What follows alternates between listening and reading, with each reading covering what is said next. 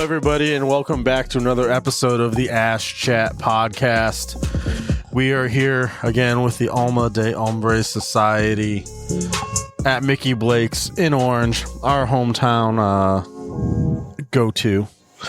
Yes, sir. Little rusty. Has been a few weeks, so I might stumble on my words a little bit, but That's all right. happy to be here with my co-hosts and all you fun people out there listening. We got a hell of a show lined up, so I'm just going to let Richie take it over and go right into it, man. How's everyone doing? Good, ladies and gentlemen. Welcome. While you do some talking, I'm going to cut and light this bad boy because I'm excited for it. So it's been a little bit since we've been on air, so, I'm just going to say welcome back, everybody. I haven't done my cigar and bourbon yet, so I decided to do it today. The cigar we're smoking today is going to be the Liga Privada No.9. Now, everybody knows that I'm a Mexican San Andreas guy. This is the broadleaf that I love. This cigar, to me, is like very espresso, like, it's rich in flavor. It's a dense smoke, and not dense bad ways. It's just like really, I don't even know how to describe it. You have the Brazilian Matafina in there, a lot of Nicaraguan tobaccos, which is my favorite. And I decided to pair that up with a single barrel E.H. Taylor, which pretty hard to get. It's a Shazam!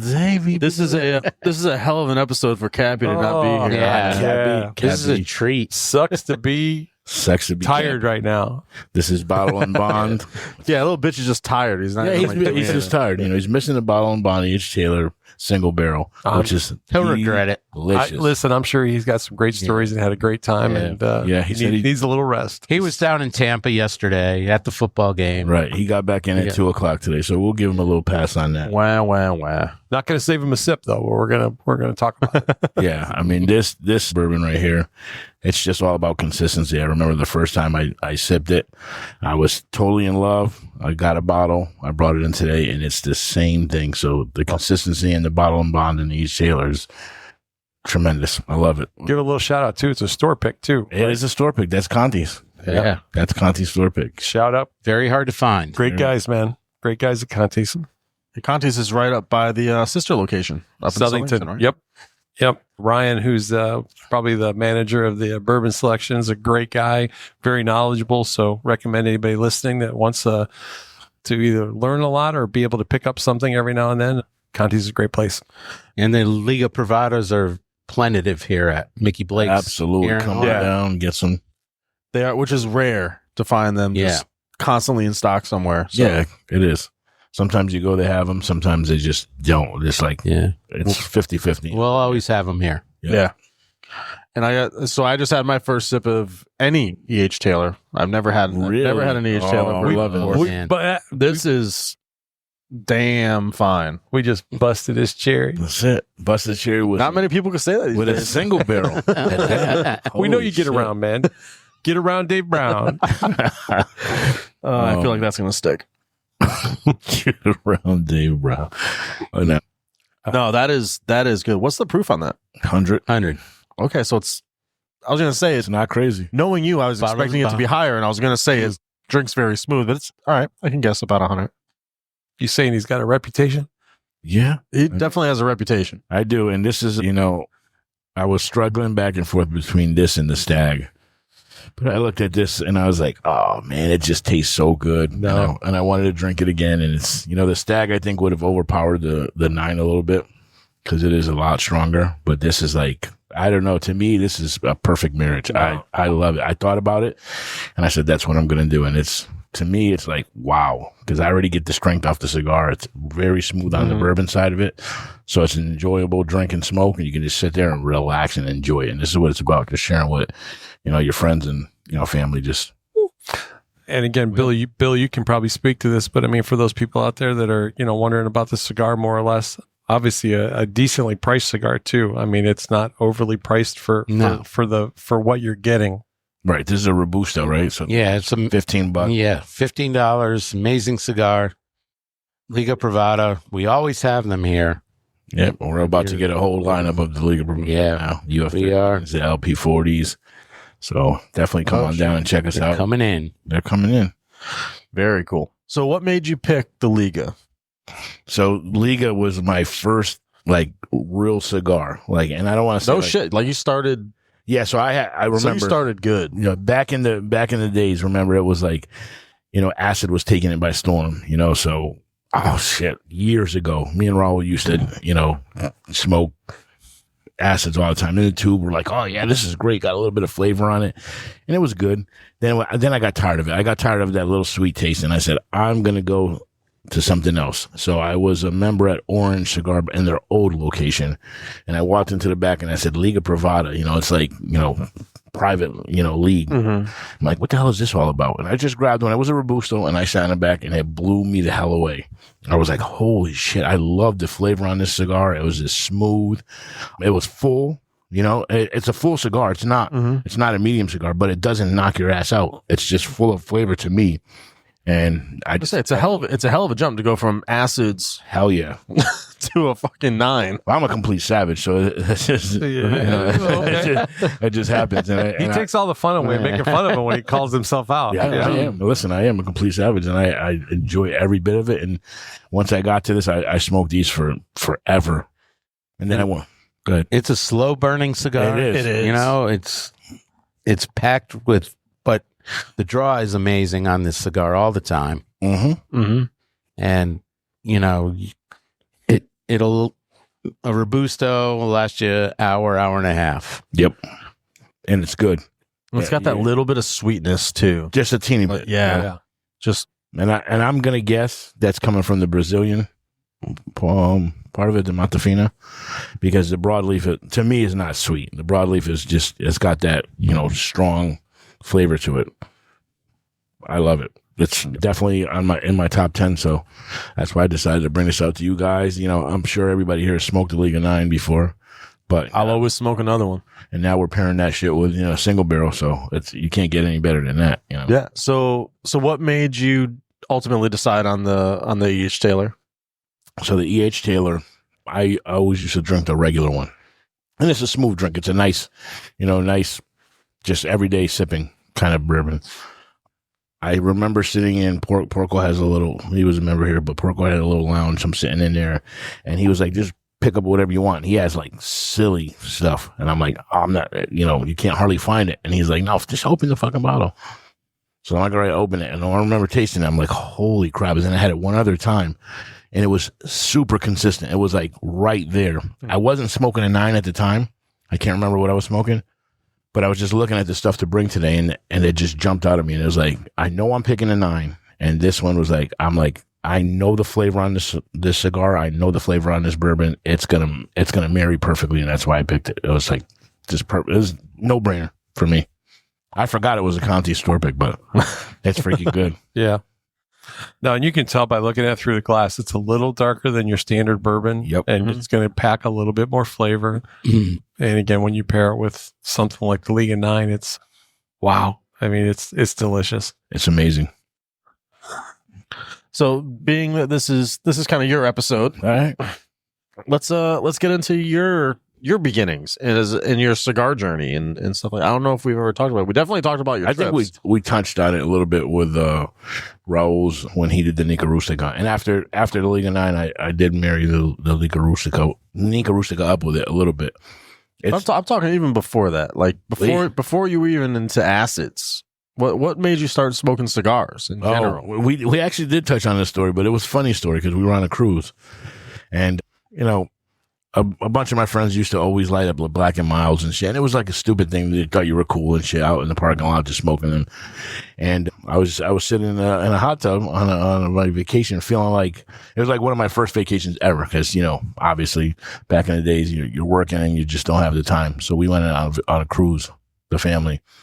And I was like walking on the deck, and I said, oh shit, the hot tub's still open. So I sat in the hot tub, I'm having a little drink, and I look over at the, you know, bar, and the guy's like, you want something else? And he brought me another drink, and he goes, hey, we have cigars there too. And I'm like, I really don't smoke cigars. But he was like, here, just try it. And I don't even remember what it was. It might have been a Cohiba or something like that.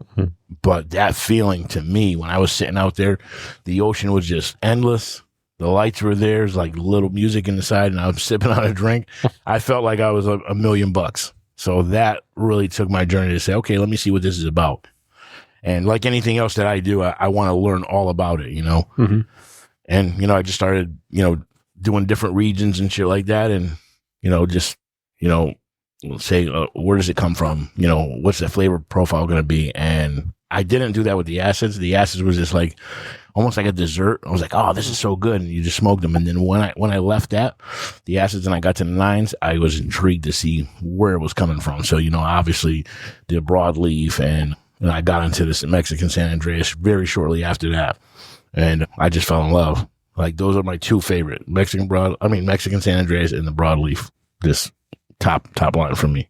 And then the rest is history. I just started meeting people, going to different lounges, and that's what I do today. You know, I visit as many lounges as I can just to see, you know, the different people that it attracts, because I'm obviously gonna, when I retire, which is the end of this month, let's go. I'm gonna open up my own cigar lounge in Homestead, Florida, where my daughter lives, and you know, we'll be doing this satellite from then on. But it's gonna be a continuation and another chapter in my journey. Yeah. That's on the job, not the cigar lounge. That's on the job. That's on having to do things remotely. Yeah, I know. Well, I mean, for some of them, I'll probably be back here four times, maybe 5 times a year. You know, for the big events and for events that are happening here. No, that's awesome. So, talk a little bit more about that. Like, so you're retiring, going down to Florida. Yeah. So, my dream has always been to own a cigar lounge, and you know, I was like, I definitely want to see what it's all about. And, you know, I talked to Marco and Lou, who are the owners of Mickey Blake's, and they're 100% behind me. They're like, it's all great. And then, you know, I spend most of my time here with Bill. So, you know, they're really not here, and bounce ideas off of Bill. And he's like, that's great. And I know who are you talking about? Bill. Right? No, who's not? Who? Oh, Marco and Who are they? They're the owners of Mickey Blake. I don't think I've ever met them. You've never met them? No, I'm kidding. They're just never. Well, we're saying they're never around. Come on, listen, play into the joke. We get Jesus FaceTime. Christ. We get FaceTime with Bill. So, you know, and me and Bill, you know, when you have to explain the joke, it doesn't work as well. I know.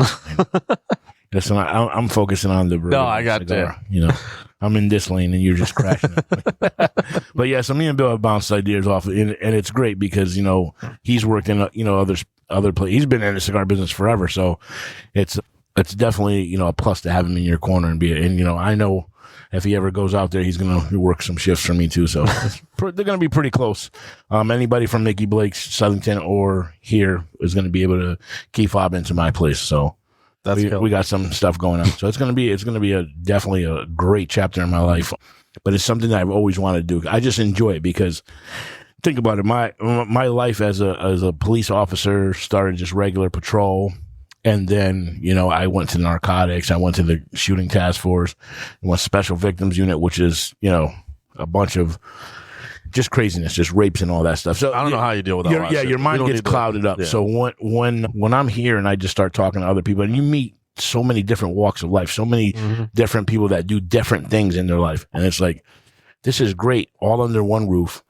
No stress of their job. Yeah, you talk about your jobs a little bit, but then you sit back, you sip some bourbon, you fucking bust each other's balls, you have a good cigar, you laugh, you watch games, and that's going to be the rest of my life. I'm going to walk into work and have a smile on my face, put the fucking coffee on, watch TV, and just bullshit with everybody from different walks of life instead of having to try and fix people's problems, which, you know, I enjoyed doing at the time, but you know, I'm 17 years into that. It's just, it takes a toll on you, you know, especially the you know, the kind of shit you do. That just takes a toll, and you deserve to have the retirement that you're going for. Thank you for that. I mean, I'm looking forward to it, you know.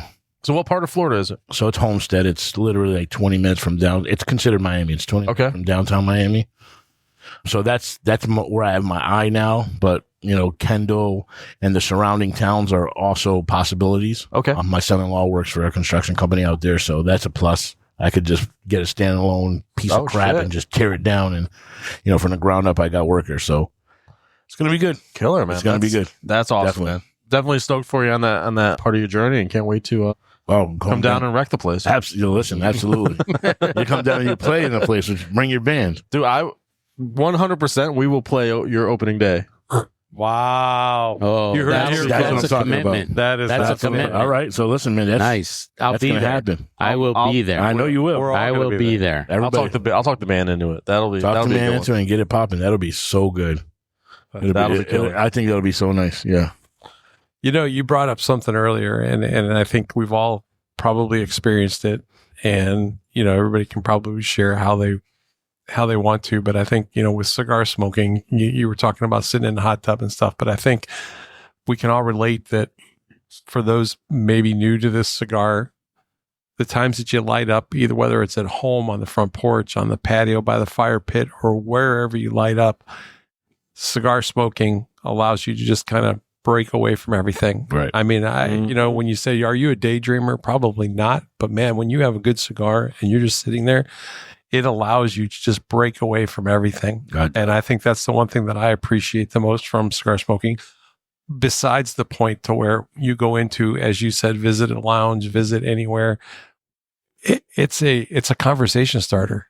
100%. Yeah. You know, and we've talked about this before on some of the other podcasts, but I mean, it allows you to just open it up just to say, hey, what are you smoking? What do you like? You know, and you take recommendations from there. And, you know, I've said this before, I know on the podcast, you know, Bill, you know, I mean, you know, what's new to the lounge, or, you know, Bill, have you had this one before? And he'll say, oh man, it's unbelievable. And, you know, and you're looking forward to it already. And it's not that you have the same palates, but at least you're giving it a little bit of credit before you smoke it, once you light it up. Right. But I think the biggest thing is that if anybody's looking for a way to unwind, I mean, is it a bad habit? Yeah, everybody's got their viewpoints on that. Right. I will 100% say no, it's not. Yeah. And we're not even, because you it's know, not a habit. Correct.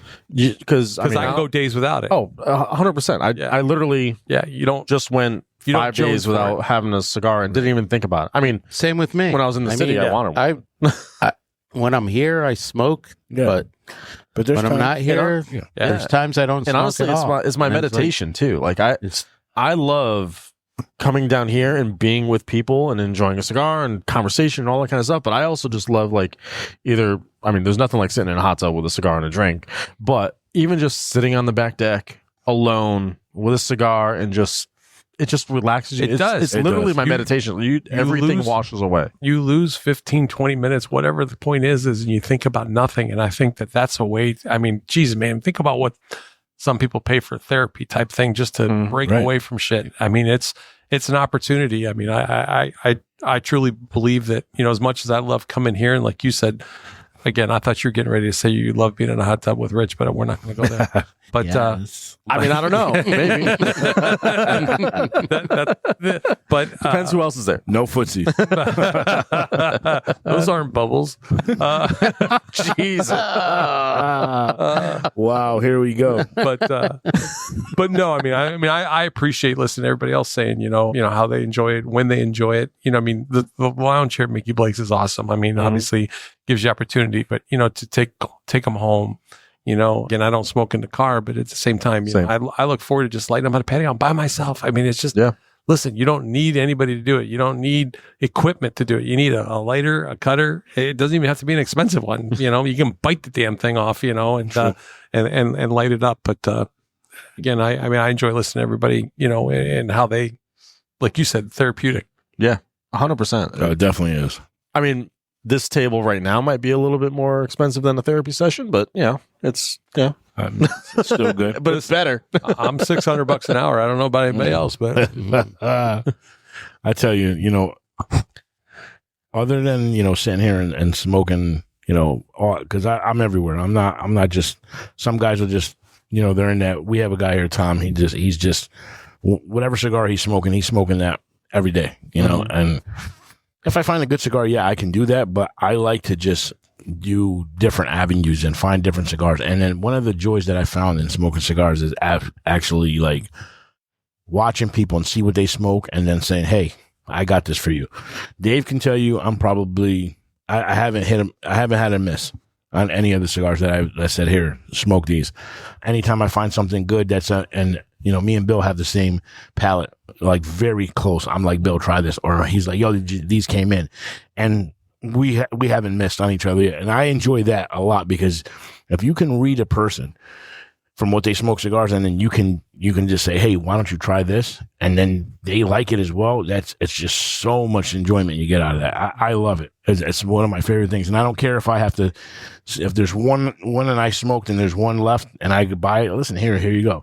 I enjoy that. So that's just something I like to do, you know? Yeah, no, that part of it, the sharing and the camaraderie and like the bringing new people into the community is awesome. I mean, I did that this year with a couple people that work on my team over at my job. Like we were out at a party, and of course I brought a bunch of cigars and all that kind of stuff, and guys had never smoked before, handing them out, showing them how to cut and light it, and now they're asking me when I can give them more, but I keep trying to tell them they have to go buy them. You can go buy some more. But I think that's the cool part. Tonight earlier, we tried a bourbon that Bill brought in that, we were kind of surprised at. And I think cigars and bourbon are similar to where don't be afraid to try something. I mean, and as when Richie was talking about this earlier, I was like, I used to be kind of a mild, I always looked at the wrapper and I wasn't going for that dark wrapper because I didn't want it to kick my ass. And Richie, as he says, always recommending or giving cigars and stuff like that. And I'd have to re-rank them because I'm like, oh shit, now I gotta, my top 5 just changed because man, this was unreal. But just like bourbon, Bill brought one in tonight that just blew us away at $40 a bottle. I mean, I would have paid more for that bottle. If you'd have told me it was 80, I'd have been like, that's a great $80, but it was a $40. I told him it was 90. Yeah. So it was that 90. He goes, nope, $40. $40. But again, I think, again, for those people that may be listening, I mean, don't be afraid to try something. You say, yeah, that's a little bit strong. And all right, that's probably one you wouldn't go back to. But I mean, there are some dark wrappers that I know now. It's deceiving a little bit. Oh, man. It is. And again, I'm not playing copycat, but I mean, Richie introduced me to San Andreas wrappers and by far is my favorite. And I'm not trying to be a copycat, but man, just the flavor that you get out of that. Any manufacturer that brings out a San Andreas wrapper, I'm trying it because man, it's just. I'm the same way. I love San Andreas. I love Broadleaf too. Yeah. Those are probably my 2 favorite wrappers. Yeah. I wouldn't say it's being a copycat. There's a reason so many people are using it. Yeah. Right. It's definitely good. Yeah. And it's, kind of like with trying the bourbon. There's no wrong answers. And it's such a good time to be into cigars and like get into cigar smoking because there's so much out there. Yeah. There's so many, especially at a new good price point. Cigars coming out all the time. And you don't have to spend $20. Like you can. Yeah, you're right. This shit, even this is fucking 15. That's great. Yeah. Well, we discovered, Bill brought in the Alec Bradley chunk. Yeah. That thing is what? Come on. $6.50. $6.50. It's amazing. It's so good. So damn good. I had one of those the other day. That is really fun. How many boxes did you sell real quick in 3 days? You probably sold 10, 15 boxes At least. of those. Yeah. I mean, just They're because so good. people, once you try them. For the money, you can't beat it. I'd have looked at it because it was 6.5 gar and just passed it up. Just because, I know a little bit more, a little bit more expensive. They're going to be a nicer cigar, but it's $6.50. I bought a box. Yeah. I mean, listen. Well, and it's that, especially that chunk too. Like it's a nice cigar. It's a nice size, right? Right. Because it's a little bit deceiving because it's still thick. Yeah. So like it's going to last you a while, but I don't know. In my brain anyway, I'm like, I just want a short one, and then I'll still be out there for an hour and a half. Right, and it's good. Yeah. It's a 4x60. Yeah. But it's a good cigar. It's definitely a good cigar.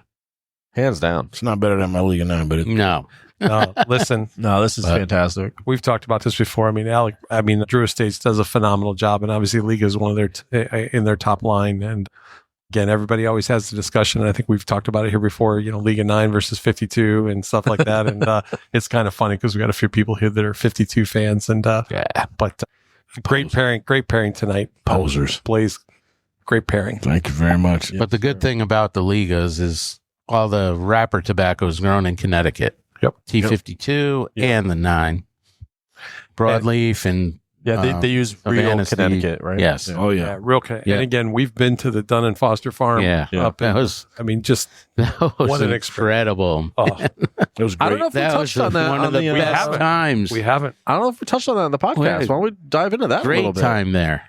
Because I did not get to go. My band had a gig that night, so I unfortunately did not get to join you guys. But so I'll let Blaze talk about it because he's got the relationship with John Foster. John Foster he's an amazing individual. Like we met him at the Barn Smoker. So when Barn Smoker, they had a nice tent with a DJ. And if you know anything about Hombre, and once we get there and you start listening to music and drinking, you just we're vibing out. We're vibing out heavy. So You really? No. So we're at DJ Eli, which is he's a phenomenal DJ. He does all the Drew Estate events. He's rocking it. He's just playing what we want to hear. So we're sitting there, we're dancing, we're going crazy. Jeff Cupcake, who's a member here, was dancing with us. We're going nuts. We're singing the song. And listen, anybody knows anything about me from every genre, because I grew up on MTV, I just know all the words. So I'm singing the words. The staff from Drew Estate's coming up. They're laughing. They're video recording us. And I see this guy standing to the side. So he's over to the side, and me and Jeff are going back with the verses. Jeff goes away, and he comes back and he goes, hey, he wants to talk to you. I didn't know who he was. And he goes, hey, I'm John Foster. This is my farm. I was like, oh, hey, what's up, brother? How you doing? And he goes, so we had our Alma shirts on. He goes, how the fuck do I get one of those shirts? And I go, what size and what name do you want on it? So literally we made him a shirt. We go up to the next one, the next barn smoker. And he said, you got my shirt? I'm like, hell yeah. I gave it to him. And he fucking wore that shirt the whole entire time. That's Not on sick. stage. There was other cigar groups there, and they're like, how the fuck did you get him to wear that? I said, he just loved it. And he wanted us to come. He gave us a private tour of the barns. Remember we went to? No, yeah. How many people we have there? We That had was about we had 20 like 20 people. No, it was No, more than It was that. like 30. 30 or 40. 30? Yeah, Okay. we had 30 plus. Invited us to the farm, Yep. brought in food, had all drinks for us. Was generous gave with us some a of tour of the cigars farm. and Very, Yeah. That is It was that great. was unbelievable. It was a really, really good time. that's got to be a hell of an experience just to see the farm and see the inner workings. Well, and he did. I mean, he took us, I remember at the Drew Estate event when you did the little circuit little thing about, the farm in itself. But, with this and all of us being there, he took us out, showed us the drying barns. They were actually, working it, lighting the flames, explaining the process and that this barn was going to be Liga 9 wrappers, Yep. or this was going to be fillers and so on and so forth. And then we talked about, some of the rains that had just happened. We had a pretty wet spring and an early summer. And it provided just, I think, the education of just to appreciate things. I mean, and just to see the acres of just green leaves. You're just like, okay, if this isn't heaven, I want to go because this is beautiful. Well, I think you bring up something cool too there, which is the education of it, right? Because so many cigar smokers not that they don't care what goes into making a cigar, but they just don't have that opportunity to really know. And when you realize how much goes into creating one cigar and one's like, it's an insane process. Yeah. Or from the perspective of the farmer. Jonathan was explaining the number of people that he hires. His payroll, and I'm just using a round number, and I know it was right in there. His payroll was close to $2,000 a week to do a farm. And then we were talking about the storms that it just came through, and what hail could do to ruin. Just you got to go cut it down, and then the winds that came through. And for one single day, he had like 100 people walking, just uprighting plants that the wind had blown over. Shit. And you got to do that by hand. There's not a machine that does that for you, and you got to think that when you pay $15 for a cigar, like a Liga 9, you got to realize all the what do you say? How many touches? They say it's 300 hands. 300 touches. I mean, At least. you just get blown away. And more importantly, not as only as Jonathan Foster, just an upright standing guy, just a great guy you'd want to hang out with. Oh yeah. But I mean, the history of the family of the farm, the family farm, knowing how much effort and what he does on a day-to-day basis, and it's still a passion, and he wants to bring something new. And he talked about some of the couple acreages of experimental things that he wants to shit. because he takes stuff to Drew Estates and says, hey, what about this? And to me, that was cool. You're thinking outside of the box, and he's had a cigar or two that he brought that Drew Estates didn't think about, but he said, hey, what about this blend? Or what about this? And now it's a lot of Havana seed that they grow there. Yeah. Which is crazy. Which is what they were picking at the time we were there. Yep. That was good. That was awesome. And that tobacco was unheard of not many years ago. Yeah. We said we need to do a podcast with Jonathan, and Jonathan agreed that at some point he'll come, and I think that would be like, I mean, shit, we should go up there and do a podcast. Well, we're supposed to go. I mean, the holidays were busy, so we're gonna do a dinner for his workers. We're always gonna do it, and that's gonna be probably 30 people that went up there will just all chip in. And whoever he has on the farm that day, the same room that we had the food there, we'll do it there. So we can have the podcast running while we're doing that, which would be great. That'd be cool. And but in that room, the cool thing about that room is like his own little office and then like a private little lounge that he had. I was talking to him and he was just telling me the conversations that he had with all the bigwigs like in the industry, like, Carlito Fuente, like cigars were actually, talked about there. Like, let's do this, let's do that. And he's over many drunken conversations. It's like, let's do this. He opens up this little humidor that he has, and he had cigars in there for, I don't even know how many years. The cello on it was probably as dark as his bourbon. Jeez. And he's like, here, try this. And this dude gave this to me 20 years ago. I'm like, what? And it's like, old cigars, and we're trying them. I'm like, holy crap. He was just so generous. Just such a good dude, man. That's it was a good time. That's really cool. And Dave, you kind of touched on something, which is kind of where I was going when you talk about, the education and, that part of like just seeing the farm, like knowing what goes into it and how many people actually touch it and seeing it. And then looking back at a $15 cigar that you thought was expensive. And then it's like, oh no, like, why am I only paying $15 for this? Right. Again, feel grateful that you're only paying $15. That's what I'm saying. Like it puts it into perspective that it's, I mean, think about a car that goes down the assembly line, and every touch that it gets and every piece and part that's put on a car and what you end up paying for a car. Yep. A cigar is probably put through as many touches as that, on an assembly line. And while the cigar is not an assembly line until it gets rolled, and those rollers have their own little heart themselves, I think that just, again, when you get into cigars, I challenge everybody, look at the history, read. Mm-hmm. I learn every day, not only because, people like Bill and Rich and stuff like that, and I ask questions. I mean, Bill, to tell you, I'll say, well, what's it got? What's it made up of, is it strong? Is it, what's the wrapper? And I start asking questions more now and, before I even try something, but at the same time, I'm open to trying something because, man, I want to find that next killer cigar. Yeah. But I just think of the education part of it, the relaxation. There's just so many things. And like I said earlier, when you look at sports and the things that you do and the hobbies that you have, a lot of those things are expensive. I mean, and I play golf, not only the equipment that you use, but the memberships that you have to buy or the round of golf that you have to pay for. Cigar smoking is not like that. You could pick up a stick and you could pick up a couple sticks and try them in a couple days and figure out what you like. And again, take the time to relax. You can't rush a cigar. Yeah. And I know 100%. I broached on it before on one of the things, and I know everybody here at the table will say the same thing. If, you talk about when your first cigar was, you're smoking acid, when you smoke your first cigar, I was always told that if you smoke a shitty cigar, you'll never smoke another cigar. But if you smoke a good cigar up front, you'll be hooked. Because if you really take the time to smoke the cigar the right way and enjoy it and just not have a lot of shit on your mind, or if you do have a lot of shit on your mind, let it just escape and focus on the cigar. Right.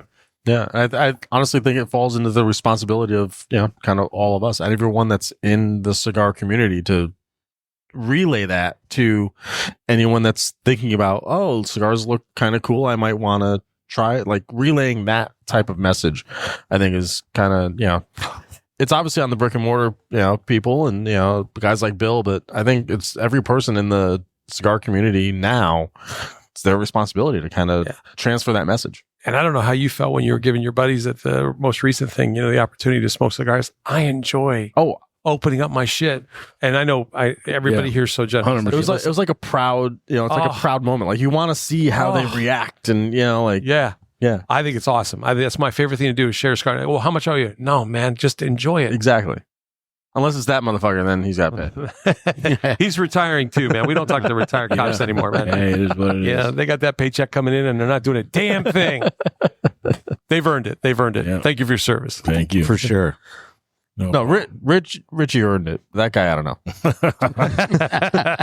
He spent most of his hours here. OT, Captain OT. OT, Captain OT. So let's go around the table and tell me what you guys think about my Liga 9 and what you're getting out of it. I mean, I love this cigar. It's funny. We say it's a full cigar, but it doesn't smoke a full cigar. It's full flavored, 100% flavored, right? For 100%. Sure. But body, I'd say it's medium to medium plus in body. It's not going to kick you in the face.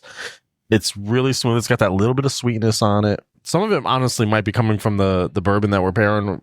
Yeah, there's definitely getting a little bit of sweetness and caramel. I got it off the rip before I started smoking, or drinking, but it might be coming from that as well. Right. But yeah, it's a fantastic smoke. The draw is perfect. I fucked up and chipped my cap a little bit, so I'm fucking with that a little bit, but that's user error and nothing on the cigar. And even with that, it's still smoking fucking perfect. So awesome. Billy boy. What I like about it is the complexity of the cigar. Mm-hmm. You light it up, starts out a little spicy, mellows out, and then you get these great flavors of like smoke. Comparing it with the bourbon, it's just it lights so it on complex. fire, right? It does. I mean, I didn't know it was going to be that good. I knew it was going to be good because I like the single barrel. But like, I'm like, you already know, I'm my second blown away. glass. But it's not. Blown away. You're not getting straight flavors all the way through. No, right? no. It changes throughout the cigar. I'm not even halfway through yet, and I've had so many different flavors on this cigar. Yeah, that's what I was saying. I don't know if some of that sweetness and caramel was coming from the bourbon and stuff like that, but I think that's also a testament to the pairing, because neither is overpowering. You can't tell that it's interfering at all. It's just smooth. And again, Navy boy. Yeah, for me, like everybody knows, I'm a Drew Street groupie.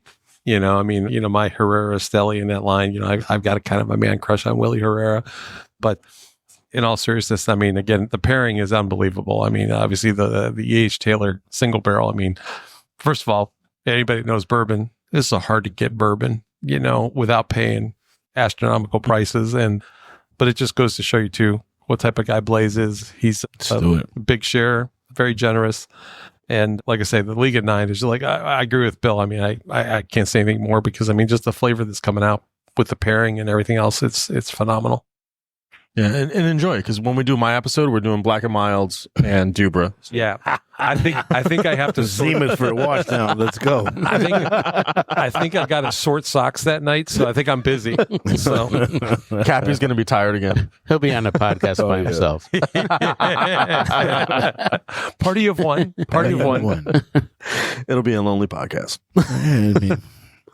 No, but it's a phenomenal pairing. This is a phenomenal cigar. If anyone out there has not had a Liga 9 yet, I'm assuming you're fairly new, because if you're in the cigar world a little bit, you've definitely heard of a Liga 9, and someone's given you one at one point, but it's fantastic. Yeah. And if you're in the area of come to Mickey Connecticut, Blake's. come to Mickey Blake's, because they will have them on the shelf ready to go. Well, here's the other thing too, and I know everybody's always price conscious, and I think the thing is when you look at certain things, you always say, geez, is more expensive better? And I think with cigars, it doesn't always work that way. It doesn't. Right. But at the same time, when you look at $15, I don't want to scare anybody, with a $15 price if you're new. Listen, work your way up, but treat yourself to a $15 cigar and work your way back in. Like we talked about the chunk earlier at $6.50, phenomenal cigar. But don't be afraid to try something. Don't be afraid to spend a little bit more and try something. I don't think you're going to be disappointed. Are there bad cigars? I don't think there's bad cigars. Just whether it's your palate or whether it's your taste. It's just. I think today it's actually harder to find a bad cigar, than it is a good cigar. By far. It might be easier to find something you don't like or that doesn't fit your palate. But there's very few cigars that I've had out of a shop, and it might have been the shop that I was a part of at one point, that I would say were not good, but it's few and far between. You can't really go wrong with just try. If a brick and mortar is carrying it, that means someone in that shop liked it enough to buy it and sell it.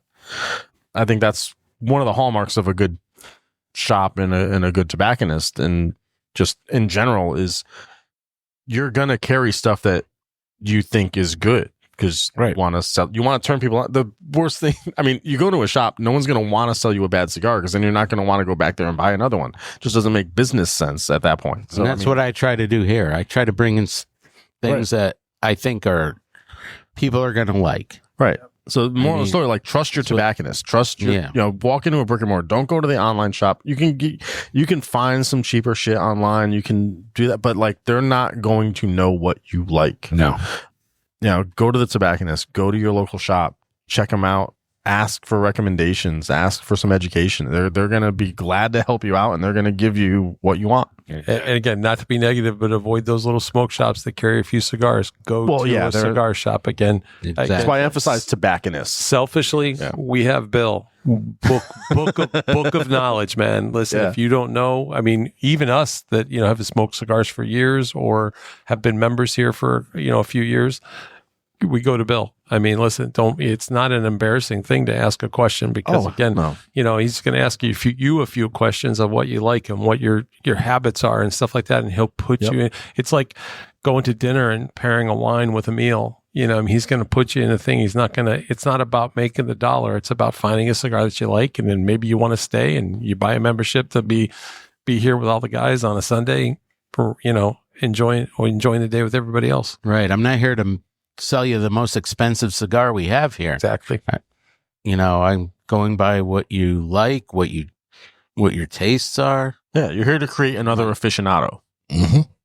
Exactly. Yeah. Aficionado, man. Oof. I put that on my resume. Sure, why not? All right, cool. Who's going to check it? I'm not applying for a job. I'm feeling fucking good. I don't know about everybody. Listen, yeah, man. I'm ready for my second pour. If you'll pass that E.H. Taylor. Here you go, bro. Thank you, baby. Don't be scared. You gotta save some for little Derek.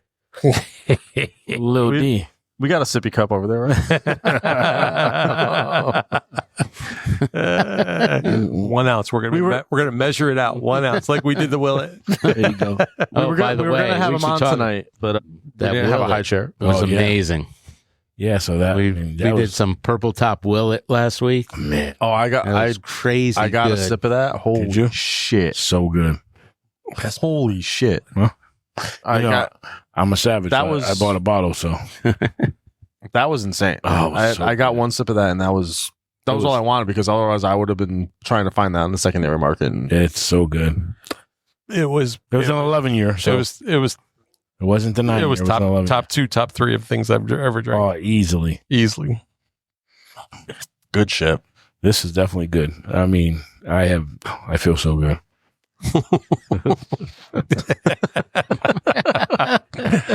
I knew this was going to be good. Yeah. Isn't that a James Brown thing? I feel good. I feel good. You gonna start singing it for us? That's all you get.